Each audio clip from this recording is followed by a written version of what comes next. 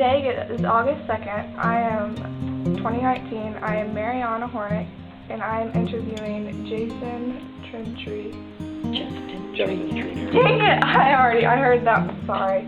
I'm so sorry. Justin Trenary. I'm at the Newkirk Public Library in Newkirk, Oklahoma. I am a member of the Newkirk 4-H Go-Getters, and this is for the Oklahoma Military Hall of Fame project. So, what motivated you to join the military?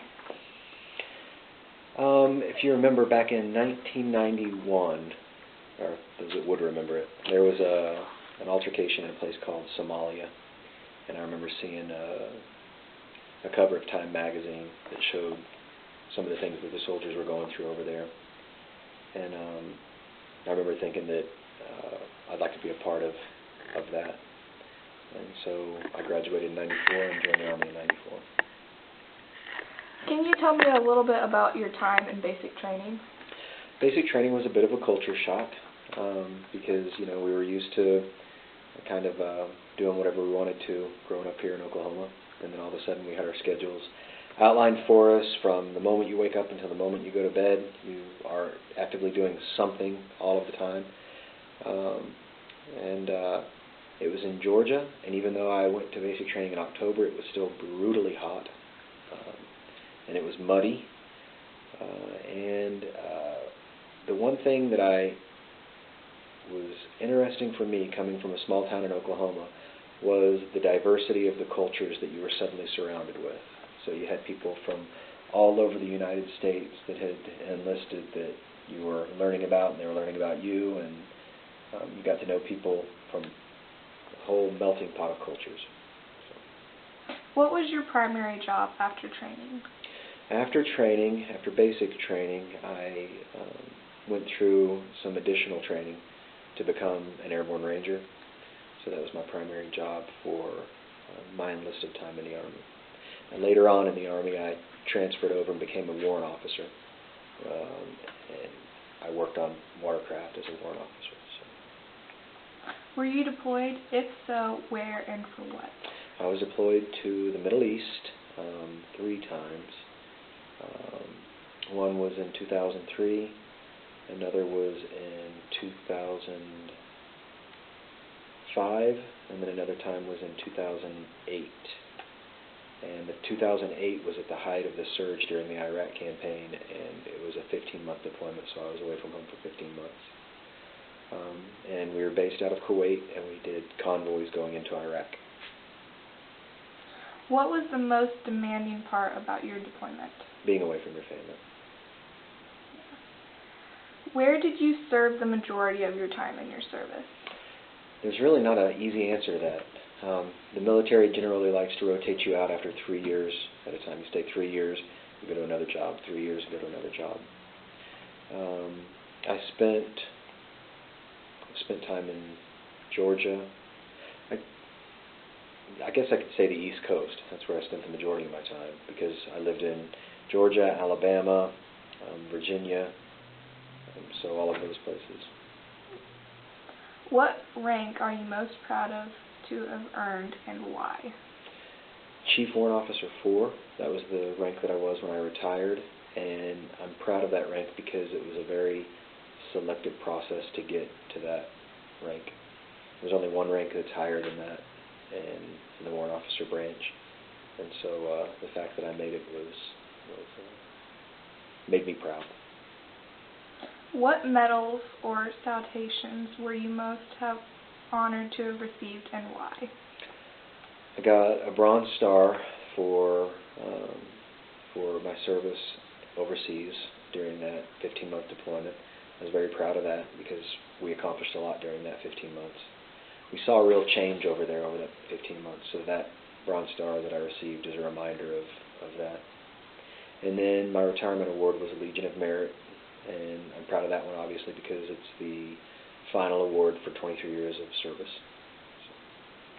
What was the best and worst military food you were served, and why? Oh, they used to serve the best military food was the breakfasts, because it was only $1.75, and you could have your eggs made however you want. You want an omelet, you get an omelet. You want scrambled eggs, and then you could have biscuits and gravy with that, and you could just load up on food. And the breakfast food was always difficult for the food service personnel to really mess up.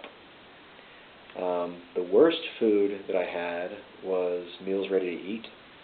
In particular, they're meals that come in a plastic bag that you can open up, and everything's sort of like what you'd find almost like in a soup can. But they had one called an omelet with ham, and it was not good. Tell me a funny story that you experienced that could only happen in the military. I remember one time we had occupied a patrol base during a training exercise in Washington State. And whenever you occupy a patrol base, you put wire up around your patrol base, concertina wire, razor wire.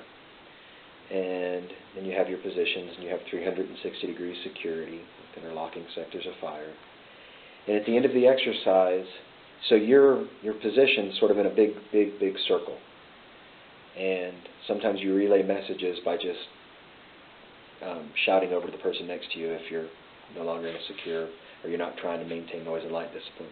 So at the end of the exercise, our commander at one side of the circle said, the training exercise is over, and then he gave the command of take down the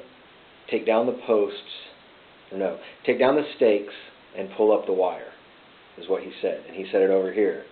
And it's just like, have you ever done that in school where someone says something and then you pass it along? Mm-hmm. Well, by the time it got to us, instead of take down the stakes and pull up the wire, they said, watch out for snakes, the mole is on fire. I said, watch out for snakes, the mole is on fire? What's going on?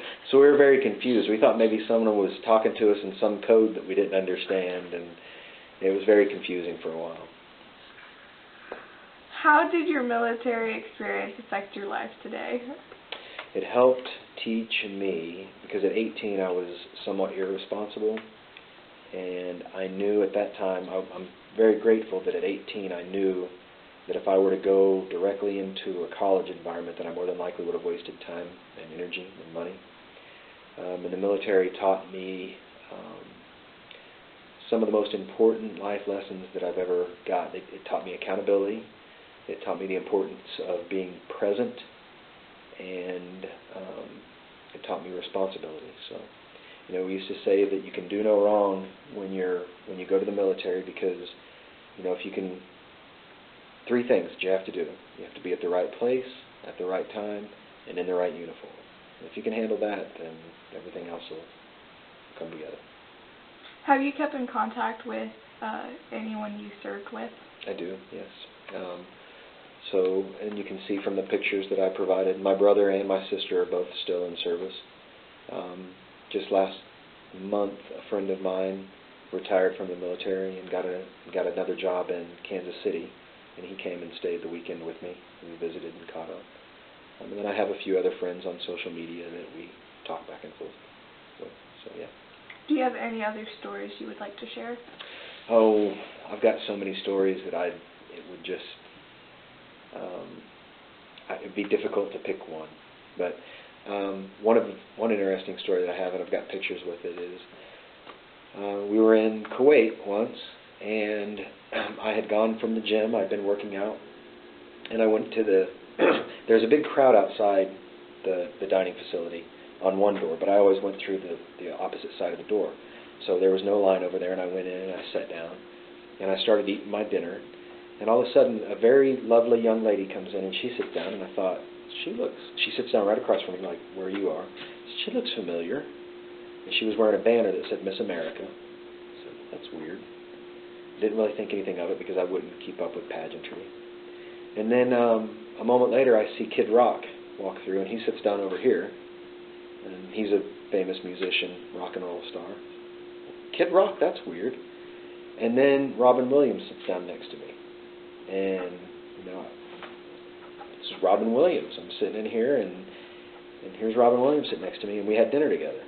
They were there for a USO tour where they came through and tried to boost morale of soldiers that were deployed.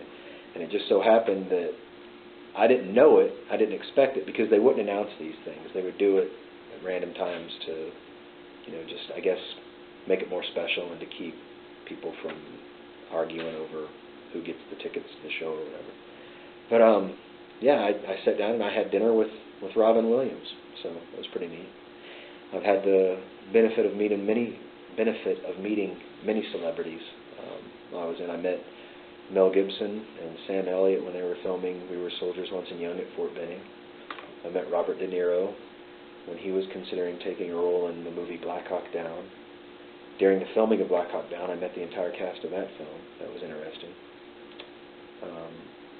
One of the actors in the movie Black Hawk Down, his name is Ewan McGregor, and he was going through a little training program that we had to help the actors understand military life.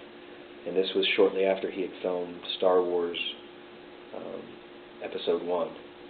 And I remember he'd come in and asked for some coffee, and there was a guy sitting next to me that had a toy lightsaber, and he threw it to him and said, "You'll have to fight me for it first." And Ewan McGregor grabbed the lightsaber and chuckled and laughed, and that was kind of neat. That's my story. Okay. Well, thank you for your service, and thank you for letting me interview you. Yeah, thank you for your support. I appreciate it.